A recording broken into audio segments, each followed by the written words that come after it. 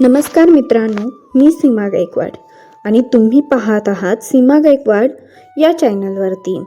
जर तुम्हाला जीवनाचं खरं सत्य, अध्यात्मक आणि वास्तव एकत्र जाणून घ्यायचं असेल तर चॅनलला सबस्क्राईब करा.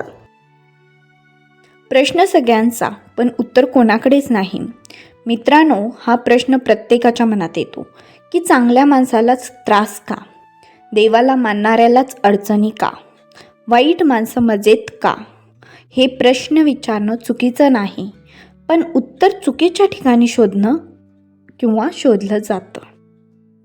देव असूनही आयुष्यात दुःख का संपत नाही? खरं कारण कोण सांगत नाही. सत्य क्रमांक 1. देव दुःख काढायला नाही तर ताकद द्यायला येतो. देव कधीही म्हणत नाही की मी तुझे सगळे प्रश्न मिटवतो. देव म्हणतो, मी तुला त्या प्रश्नांना सामोरे जाण्याची ताकद देतो. जर दुःखच आलं नाही तर माणूस कधीच मजबूत होणार नाही. 2. पूजा आणि जीवन वेगळं चालतं. खूप लोक सकाळी देवासमोर नमस्कार करतात, पण दिवसभर राग, द्वेष, खोटं आणि अपमान देखील करतात. हेच चालू असतं. देव पूजा पाहत नाही, पण तुमचं वागणं मात्र नक्की पाहतो. आता सत्य क्रमांक 3. देव परीक्षा घेतो, शिक्षा नाही. जे लोक मजबूत असतात त्यांनाच मोठ्या परीक्षा येतात.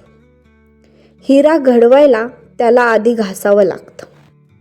जर तुमचं आयुष्य कठीण असेल तर समजा की तुमच्यात काहीतरी खास आहे. सत्य क्रमांक 4. कर्म टाळता येत नाही. देव माफ करू शकतो, पण कर्म नाही. आजचं दुःख कधी कधी कालच्या कर्माचं फळ असतं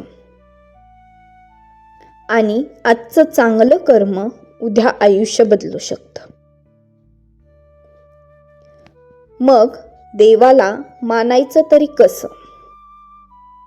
1. देवाकडे फक्त मागू नका.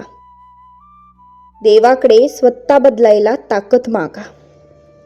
दुःखात देवाला दोष देऊ नका आणि दुःखात देवाला धरून ठेवा.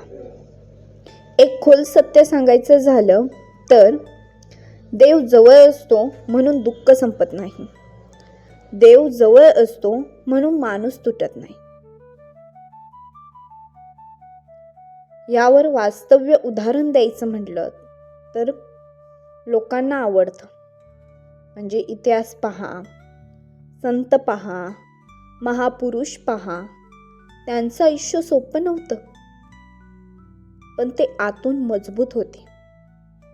कारण ते देवांवर नाही तर देवांच्या मार्गांवर विश्वास ठेवत होते. जर आज तुमच्या आयुष्यात दुःख असेल तर स्वतःला कमकुवत समजू नका. कदाचित देव तुम्हाला सांगतोय, थांब, मी तुला घडवत आहे.